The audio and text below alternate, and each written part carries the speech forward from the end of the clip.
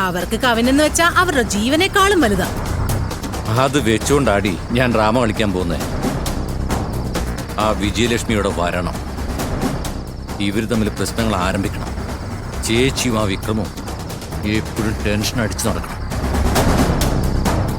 അവർക്ക് വിജയലക്ഷ്മിയെ കൈകാര്യം ചെയ്യേണ്ടത് എങ്ങനെയാണെന്നറിയാതെ ടെൻഷൻ അടിച്ചിരിക്കുമ്പോഴാ ആ കമ്പനിയുടെ പണം അടിച്ചു മാറ്റി ഒന്ന് സെറ്റിലാവണം എനിക്ക്.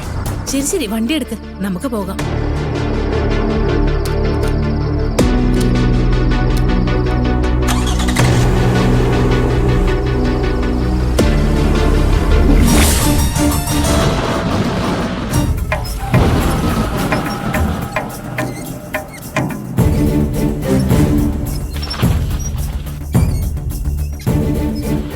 എന്തായത്?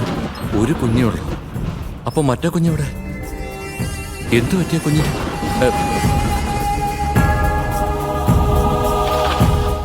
എന്താ ചെയ്യ?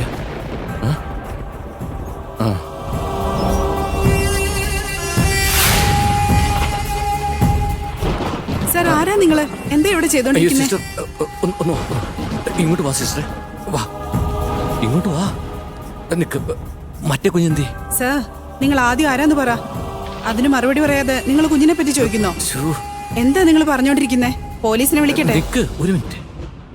എന്റെ ചേച്ചിയുടെ മോന്റെ കുഞ്ഞായത്. ഇവളുടെ അടുത്തുനിന്ന് കുഞ്ഞിനെ എടുത്തോണ്ട് പോകാനാ ഞാൻ വന്നിരിക്കുന്നത്. കുഞ്ഞിനെ എടുത്തോണ്ട് പോകാൻ വന്നെന്നോ? അയ്യോ, എന്തൊക്കെയാ നിങ്ങൾ പറയുന്നേ? ഇവിടുന്ന് പോകുന്നുണ്ടോ അതോ ഞാൻ പോലീസിന് വരാൻ പറയണോ? അയ്യോ നിക്ക്, നീ വിചാരിക്കുന്ന പോലെ ഞാനൊരു സാധാരണക്കാരനല്ല. ഏത് പോലീസ് വന്നാലും എന്നെ ഒന്നും ചെയ്യാൻ പറ്റില്ല. മറ്റേ കുഞ്ഞ് എവിടെയാണ് ഉള്ളതെന്ന് പറയൂല്ലേ? അതൊന്നും പറയാൻ പറ്റില്ല സാർ. സ്വന്തം അമ്മയുടെ അടുത്തുനിന്ന് കുഞ്ഞിനെ എടുത്തോണ്ട് പോണെന്ന് പറയുന്നല്ലോ നിങ്ങള്. നിങ്ങൾ ഈ കാണിക്കുന്നതെല്ലാം തെറ്റാ. തെറ്റെന്ന് മാത്രല്ല, മഹാപാപോ. നിങ്ങൾ ആരാ എന്താന്നൊന്നും എനിക്കറിയില്ല. ആദ്യം ഇവിടുന്ന് പുറത്തു പോവാൻ നോക്ക്.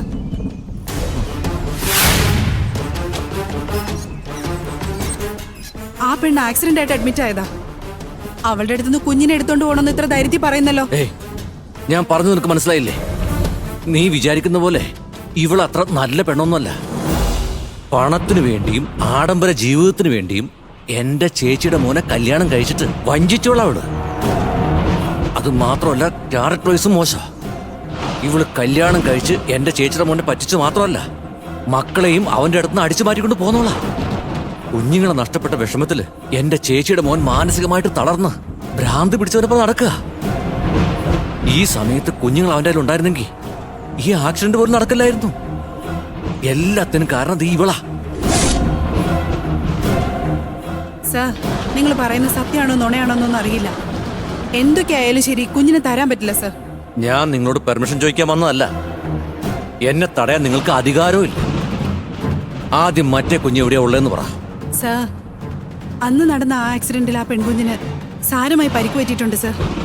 കുറെ നേരം ശ്വാസമില്ലാതെ കിടക്കുമായിരുന്നു സാർ. എത്ര ശ്രമിച്ചിട്ട് രക്ഷപ്പെടുത്താൻ സാധിച്ചില്ല.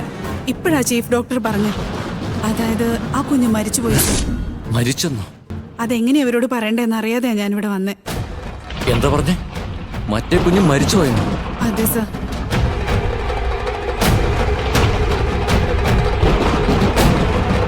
സാർ സാർ, എന്താ ചെയ്യുന്നേ? നോക്ക്, ശ്രദ്ധിച്ചു കേട്ടോണം. ഈ കുഞ്ഞ് ഇവളോടൊപ്പം നിന്ന് കഴിഞ്ഞാ പിന്നെ ജീവനോടെ ഉണ്ടാവില്ല. ഈ കുഞ്ഞ് നന്നായിട്ട് ജീവിക്കണമെങ്കിൽ ഇവളുടെ കയ്യിൽ ഉണ്ടാവരുത്. സാർ, നിനക്ക് ആവശ്യമുള്ള പണം ഞാൻ തരാം. പ്രശ്നം ഉണ്ടാക്കാതെ മാറി നിൽക്ക്. സാർ, ഇത് വലിയ തെറ്റാണ് സാർ. സാർ, ആ പെണ്ണിന് ബോധം വന്ന് അവളുടെ കുഞ്ഞ് എവിടെയെന്ന് എന്നോട് ചോദിച്ചാൽ ഞാൻ എന്ത് പറയും സാർ? നീ എന്ത് വേണേലും പറഞ്ഞു. അല്ല, ആ കുഞ്ഞ് മരിച്ചു പോയതുപോലെ ഈ കുഞ്ഞ് മരിച്ചു പോയതങ്ങ് പറഞ്ഞേക്ക്. ഇല്ല സാർ, എന്നെ കൊണ്ടത് സാധിക്കില്ല. നിങ്ങൾ എന്തൊക്കെ കാരണം പറഞ്ഞാലും എന്നെ കൊണ്ടത് ചെയ്യാൻ സാധിക്കില്ല. ഇത് ഈ പെണ്ണിനോട് മാത്രമല്ല, എന്റെ ജോലിയോട് ഞാൻ ചെയ്യുന്ന നന്ദികേടാവും സാർ. നോക്ക്, ഈ കുഞ്ഞിന്റെ നല്ല ഭാവിക്ക് വേണ്ടി ഞാൻ പറയുന്നത്. ഈ കുഞ്ഞിനെ ഇവളോടൊപ്പം വിട്ടിട്ട് ഈ കുഞ്ഞിനെ ഞങ്ങൾക്ക് നഷ്ടപ്പെടുത്താൻ കഴിയില്ല. ഇല്ല സാർ, എന്തൊക്കെയായാലും സ്വന്തം അമ്മയുടെ അടുത്തുനിന്ന് കുഞ്ഞിനെ വേർപിരിക്കുന്നത് ശരിയല്ല സാർ. ആ മഹാഭാവം എനിക്ക് ചെയ്യാൻ പറ്റില്ല സാർ.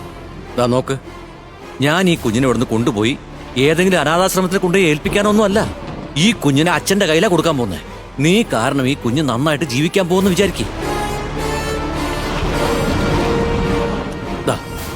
എടുത്തോ, ഇത് 5 ലക്ഷം രൂപയുണ്ട്. നീ നിന്റെ ജീവിതകാലം മുഴുവനും ഇവിടെ ജോലി ചെയ്താലും ഇത്രയും പൈസ ഉണ്ടാക്കാൻ പറ്റില്ല.